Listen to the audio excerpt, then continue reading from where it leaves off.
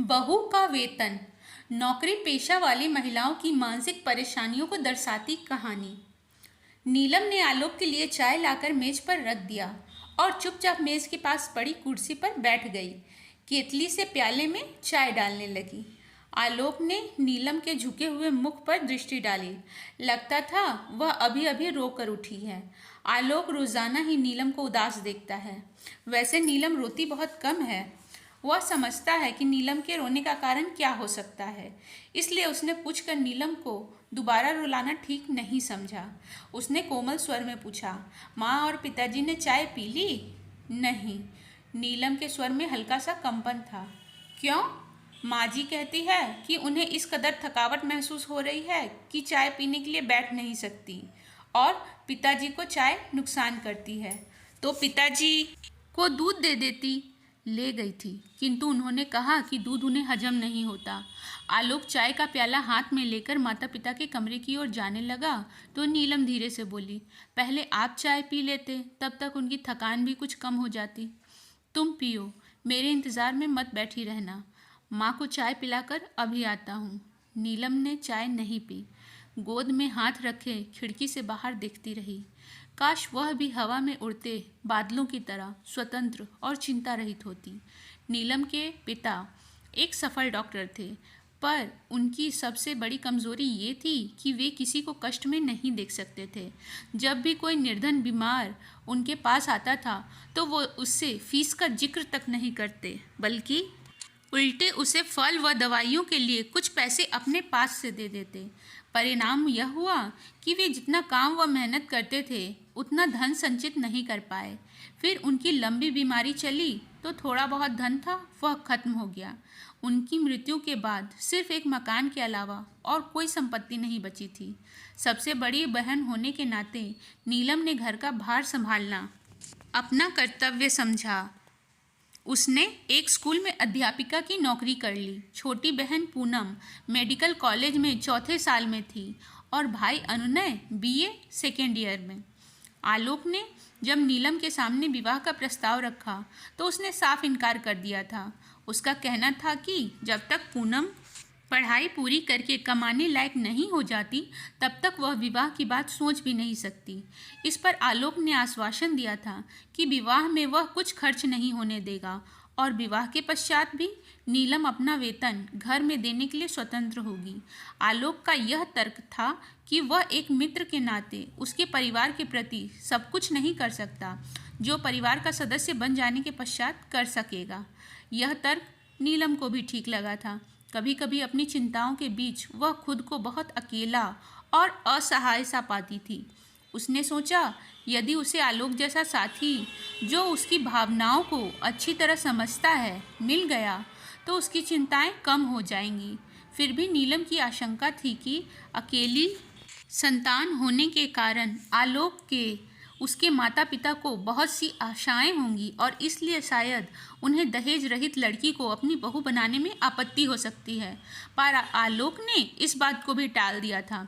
उसका कहना था कि उसके माता पिता उसे इतना अधिक प्यार करते हैं कि उसकी इच्छा के सामने वे दहेज जैसी बात पर सोचेंगे भी नहीं। आलोक के पिता प्रबोध राय एक साधारण ऑफिस असिस्टेंट की हैसियत से ऊपर नहीं उठ सके थे। आलोक उनकी आशाओं से बहुत अधिक उन्नति कर गया था। घर के रहन सहन का स्तर भी ऊंचा उठ गया था। आलोक सोचता था कि उसके माता पिता उसकी अर्जित आय से ही इतने अधिक संतुष्ट हैं कि नीलम के वेतन की आवश्यकता अनुभव नहीं करेंगे। यही उसकी भूल थी जिसे वह अब समझ पाया था। उसके माता पिता ने पुत्र का विवाह बिना दहेज के लिए केवल इसलिए किया था कि बहू अपने वेतन से वह कमी पूरी कर देगी। जब उनकी वह आशा पूरी नहीं हुई तो वे क्षुब्ध हो उठे। उन्हें इस भावना ने जकड़ लिया कि उन्हें धोखा दिया गया। आलोक कमरे में पहुंचा तो उसकी माँ सुचित्रा अपने पलंग पर लेटी हुई थी। प्रबोध राय पास ही पड़ी कुर्सी पर बैठे समाचार पत्र देख रहे थे। आलोक बोला, माँ नीलम कह रही थी कि आप थकान महसूस कर रही हैं। चाय पी लीजिए, थकान कुछ कम हो जाएगी। रहने दे बेटा, चाय के लिए मेरी तनिक भी इच्छा नहीं है। तो बताइए फिर क्या लेंगी? नीलम पिताजी के लिए मौसमी का रस निकाल रही है, आपके लिए भी निकाल देगी। रहने दे, मैं रस नहीं पीऊंगी। मैं तेरी माँ हूँ। क्या मुझे अच्छा लगता है कि मैं अपने खर्चे बढ़ा बढ़ा कर तेरे ऊपर बोझ बन जाऊं? क्या करूं? उम्र से मजबूर हूँ। अब काम नहीं होता। तो फिर क्यों नहीं नीलम को रोटी बनाने देती? वह तो कहती है कि सुबह आप दोनों के लिए पूरा भोजन बनाकर स्कूल जा सकती है। कैसी बातें कर रहा है आलोक? 7 बजे का पका खाना 12 बजे तक बासी नहीं हो जाएगा? तूने कभी अपने पिताजी को ठंडा फुल्का खाते देखा है? फिर एक ठंडी सांस लेकर माँ बोली, माँ बाप पुत्र का विवाह कितने अरमानों से करते हैं। घर में बहू आएगी, रौनक होगी, शरीर को आराम मिलेगा। खैर, फिर एक लंबी सांस छोड़कर बोली, इसमें किसी का क्या दोष? अपना अपना समय है। श्याम सुंदर लाल 25 लाख नगद और 1 लाख कार देने का वादा कर रहे थे। कैसी बातें करती हो माँ? जो लड़की इतनी रकम लेकर आती, वह क्या आप लोगों को रस निकाल कर देती? कार में उसे फिल्में दिखाने और शॉपिंग कराने में ही मेरा आधा से ज़्यादा वेतन स्वाहा हो जाता। ऊपर से उसके उलाहने सुनने को मिलते कि उसके मायके में तो इतने नौकर चाकर काम करते थे। और माँ, यदि मेरा विवाह अभी हुआ ही न होता तो क्या होता? यदि नीलम कुछ नहीं लाई तो वह अपने ऊपर खर्च भी तो कुछ नहीं कराती। तुमसे इतनी बार मैंने कहा है कि नौकर रख लो, पर तुम्हें तो नौकर के हाथ का खाना ही पसंद नहीं। अब तुम ही बताओ यह समस्या कैसे हल हो? सुचित्रा के पास जो समाधान था वह उसके बिना बताए भी आलोक जानता था, सो वह चुप रही। आलोक ही फिर बोला, थोड़े दिन और धीरज रखो माँ। पूनम ने आखिरी वर्ष की परीक्षा दे दी है, अब उसका खर्च तो समाप्त हो ही जाएगा।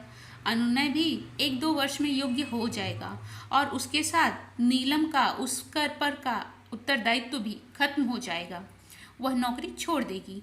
अरे, एक बार नौकरी करके कौन छोड़ता है? फिर वह इसलिए धन जमा करती रहेगी कि बहन का विवाह करना है। आलोक हंसकर बोला, इतने दूर की चिंता आप क्यों करती हैं माँ? पूनम डॉक्टर बनकर स्वयं अपने विवाह के लिए बहुत धन जुटा लेगी। मुझे तो तेरी ही चिंता है।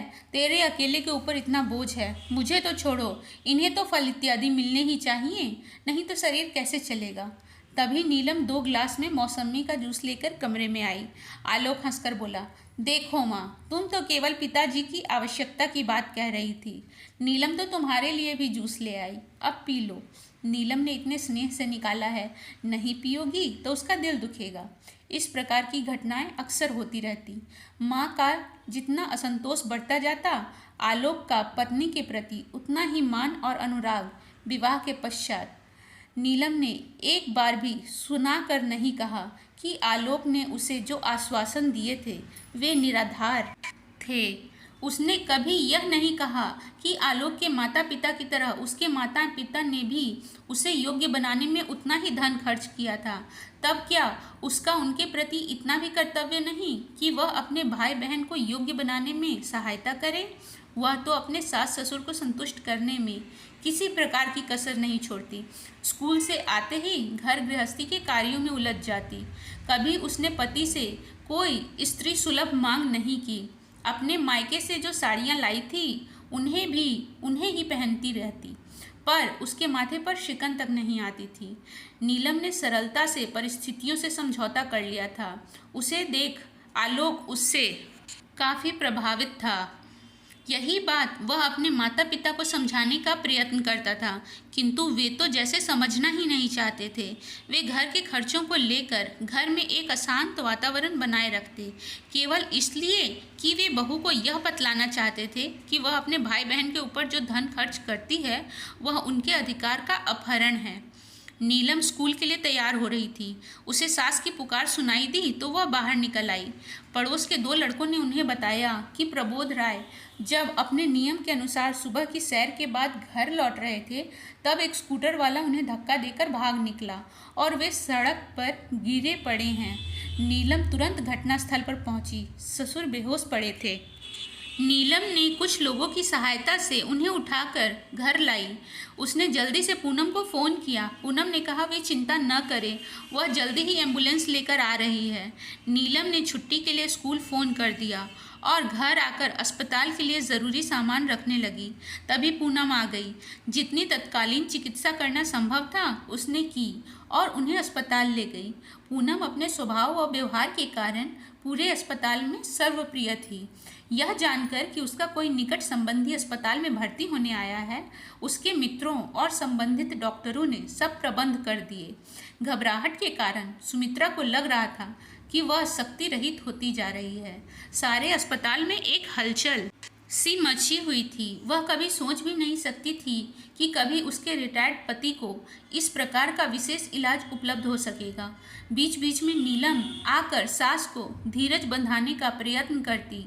आलोक ऑफिस के कार्य से कहीं बाहर गया हुआ था। नीलम ने उसे भी इस घटना की सूचना दे दी। अनुनय समाचार पाते ही तुरंत आ गया था। दवाइयों के लिए भागदौड़ वही कर रहा था। मदद के लिए उसके एक मित्र ने उसे अपनी कार दे दी थी। 5-6 घंटे बाद प्रबोध राय कमरे में लाए गए। पूनम ने बार बार नीलम की सास को तसल्ली दी कि प्रबोध राय जल्दी ही ठीक हो जाएंगे। वातावरण में एक ठहराव सा आ गया था। सुमित्रा ने कमरे में चारों ओर देखा। अस्पताल में इतना अच्छा कमरा तो काफ़ी महंगा पड़ेगा। जब उसने अपनी भावना व्यक्त की तब अनुनय बोला, माँ जी, आप 2 बेटों की माँ होकर खर्च की चिंता क्यों करती हैं? मेरे होते यदि आपको किसी प्रकार का कष्ट हो तो मैं बेटा होने का अधिकार कैसे पाऊंगा? नीलम हंसकर बोली, माँ जी, आज इसने पिताजी को अपना रक्त दिया है ना, इसलिए यह बढ़ बढ़कर आपका बेटा होने का दावा कर रहा है।